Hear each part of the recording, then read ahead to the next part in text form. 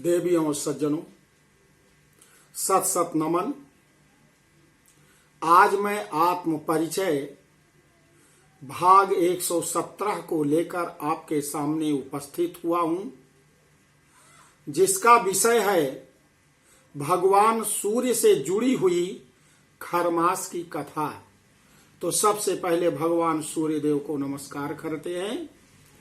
ओम आकृष्णेन रजसा वर्तमानो निवेशयन मृतमर्तयं च हिरण्येन सविता रथेना देवो याति भुवन निपश्यन् जपा कुसुम संकाशम काश्यपेयं महादुतिं तमो अरिम सर्व पापाघ्नं सूर्यदेवं प्रणम्यहम्। सूर्यासर मथेन्दौ उच्च पदवीं सन्मंगलम मंगलः सद्बुद्धिम बुधश्च गुरुश्च गुरुतां शुक्रम सुखम समशनिः। राहु बाहुबलं करोतु सततं केतुः कुलस्योन्नतिं नित्यं प्रीतिकरा भवन्तु मम ते सर्वे अनुकूलग्रहा। हम ब्रह्मा मुरारी त्रिपुरान्तकारी भानु शशि भूमि सुत बुधश्च गुरु च शुक्रः शनि राहु केतवः सर्वे ग्रहा शांतिकरा भवन्तु। ओम सूर्यादि नवग्रह मंडल देवता की जय। भगवान सूर्यदेव को शत शत नमन। यह खरमास चल रहा है। खरमास का दो अर्थ है। एक तो अर्थ है खराब मास और दूसरा अर्थ है खर माने गर्धव, गर्धव का मास। इस समय सारे शुभ कार्य बंद होते हैं, केवल भगवान शिव जी की आराधना, केवल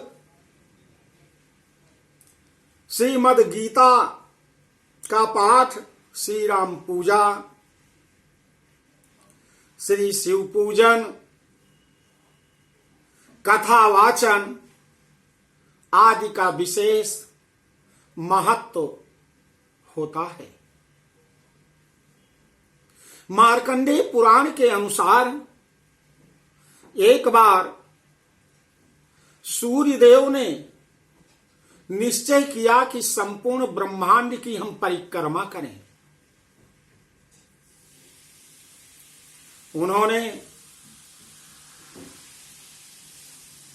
उन्होंने अपने सारथी अरुण से कहा कि मेरा घोड़ा तैयार किया जाए, मैं परिक्रमा करने के लिए निकलूंगा। अरुण देव ने भगवान सूर्य का रथ तैयार किया और भगवान सूर्यदेव अपने रथ में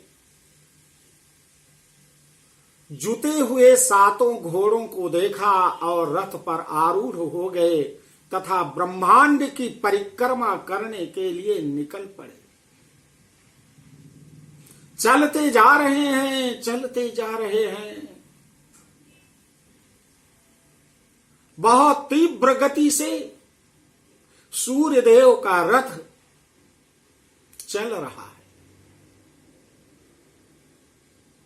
सर्वत्र ब्रह्मांड में सूर्यदेव के ताप के कारण भयंकर उष्मा और गर्मी का प्रभाव बढ़ रहा है। कुछ समय के बाद उनके सातों घोड़ों को प्यास लगी, वे थक गए, विश्राम चाहते हैं। सूर्यदेव सोचने लगे कि इन घोड़ों को मैं विश्राम कराऊं, पानी पिलाऊं और थोड़ा आराम कर लें तो जो है आगे बढ़ूंगा। लेकिन उन्होंने सोचा कि यदि मेरा रथ रुक गया तो संपूर्ण संसार की गति रुक जाएगी, सारा जनजीवन ठप हो जाएगा। जा रहे हैं सोचते सोचते तो देखा एक धनुषाकार बहुत विशाल झील है, पानी बड़ा निर्मल है, उसमें मीन मछलियों की केली क्रीड़ा हो रही है। मछलियों का समूह, मीन राशि शोभायमान है।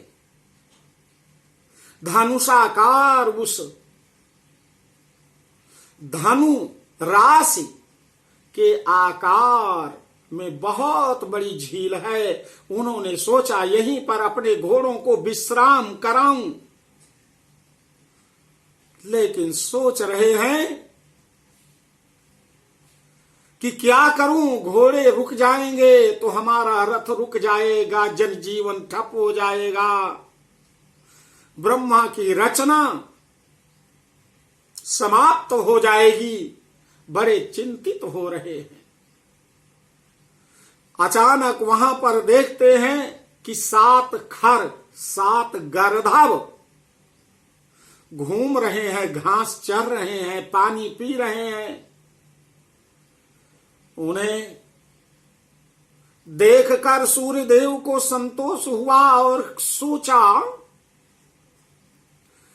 बहुत अच्छा है, उपाय मिल गया है, मैं अपना रथ यहीं रोकता हूं। उन्होंने कहा अपने सारथी अरुण से, अरुण इन घोड़ों को खोल दो, ये जा करके इस धनुराशि नामक झील में, सरोवर में पानी पिए, विश्राम करें, आराम करें। और ये 7 जो गरधम हैं उनको जो है तुम ला करके इसमें जोड़ दो, रथ में नाद दो, जिससे मेरा रथ चले।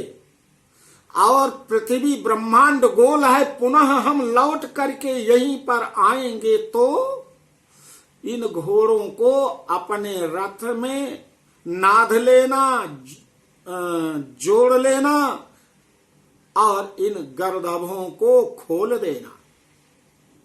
अरुण देव ने कहा ठीक है प्रभु, ऐसा ही करता हूं। अरुण देव ने घोड़ों को छोड़ दिया। वह जाकर के वहां पर पानी पीते हैं, स्नान आदि करते हैं और विश्राम करने लगे। उधर 7 गरधवों को अपने रथ में अरुण ने जोड़ दिया, नाद दिया और उस पर चलने लगे। गधे हैं, उनकी गति बड़ी धीमी होती है, बहुत धीरे धीरे चल रहे हैं, बहुत धीरे धीरे चल रहे हैं। अब धीरे चलने के कारण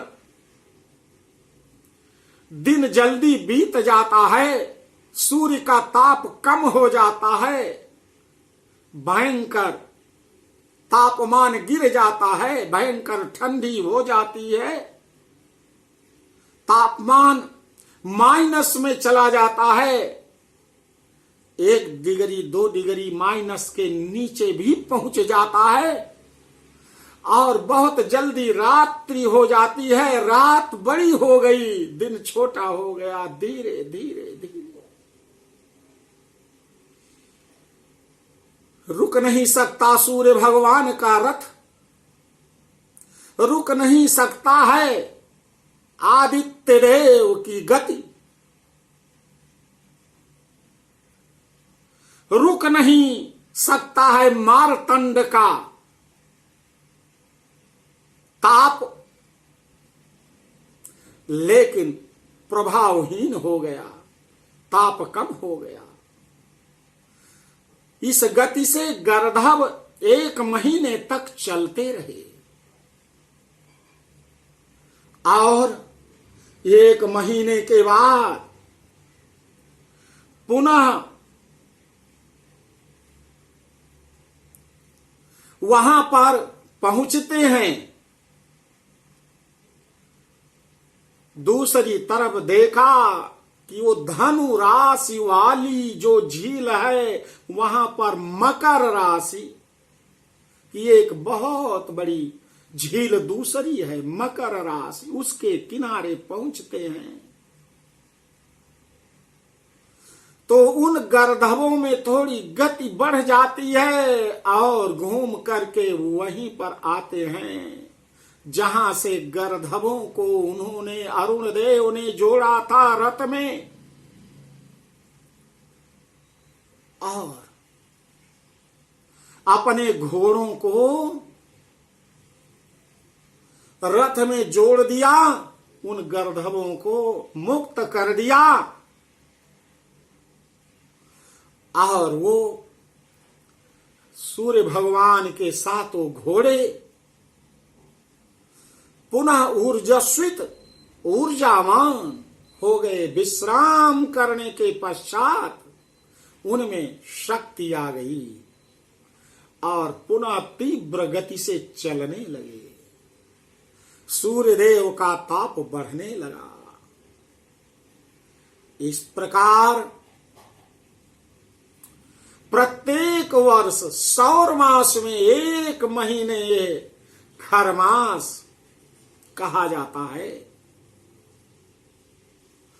और भयंकर तापमान गिरने के कारण जीवन अस्त व्यस्त हो जाता है।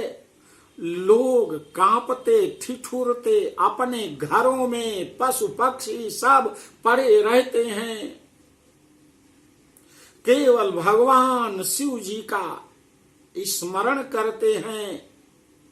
शिव जी का रुद्राभिषेक, शिव जी का पूजन, महामृत्युंजय का जप अनुष्ठान, श्री रामचंद्र महाराज का व्याख्यान, श्री रामचंद्र की कथा जो सूर्यवंशी हैं, और भगवान शिव जी के अंदर भी भयंकर उष्मा, भयंकर ताप, भयंकर अग्नि प्रज्वलित है। इसलिए उनकी पूजा, उनकी आराधना करने से व्यक्ति के अंदर का ताप जितना चाहिए बना हुआ रहता है। श्रीमद् भागवत गीता का पाठ करना, पूजन अनुष्ठान करना मानव के कल्याण के लिए इस खरमास में बहुत ही उत्तम समय है। इसलिए खरमास में तीर्थ स्थल की यात्रा करने के लिए सबसे उत्तम मास माना गया है और विष्णु भगवान, शिव भगवान का पूजन शुभ माना गया है। तो देवियों और सज्जनों, इसीलिए खरमास में शादी विवाह शुभ कार्य नहीं होते हैं, क्योंकि सूर्य की गति बड़ी धीमी होती है। उनके रथ में गर्दभ जुते होते हैं, जिससे तापमान बहुत कम होता है। पृथ्वी माता भी इस समय जाड़े से ठिठुरती रहती हैं और अन्न की कमी भी होती है। दूसरों के लिए सम्मान की कमी होती है। शादी विवाह में पूरी तरह से समाज में हर व्यवस्था की कमी होती है। इसलिए सूर्य जब मकर राशि में आते हैं, मकर संक्रांति पड़ती है, उस दिन सूर्य के घोड़ों में तेजस्विता आती है और उष्मा आती है, भगवान का ताप थोड़ा बढ़ने लगता है और ताप बढ़ने के कारण सूर्य देव को एनर्जेटिक देवता कहते हैं, शक्ति प्रदान करने वाले देवता कहते हैं। इसीलिए मकर संक्रांति के बाद धीरे धीरे जैसे उनकी घोड़ों की गति बढ़ती है वैसे दिन बढ़ने लगता है और पुनः शुभ कार्य शुरू हो जाते हैं। तो देवियों और सज्जनों, इस खरमास के विषय में मैंने मार्कंडेय पुराण की एक कथा बताई है, जरूर आपको अच्छी लगी होगी। इसलिए आपसे निवेदन है कि आप शिव पूजन, श्रीमद् भगवत गीता का अध्ययन, श्री राम कथा का श्रवण, श्री विष्णु भगवान का पूजन और तीर्थ यात्रा जरूर करें। अब आपसे मैं निवेदन करना चाहता हूं कि आप मेरे इस वीडियो को सब्सक्राइब करने की कृपा करें और लोगों तक ये वीडियो पहुंचाने के लिए मेरी प्रार्थना को सुनें और वीडियो को लाइक करने की भी कृपा करें। अगले प्रभाग में मैं आपको बड़ी सुंदर कथा बताने जा रहा हूं। इसके बाद देवी भागवत महापुराण की कथा भी आपको सुनाऊंगा। बोलो सूर्य भगवान की जय।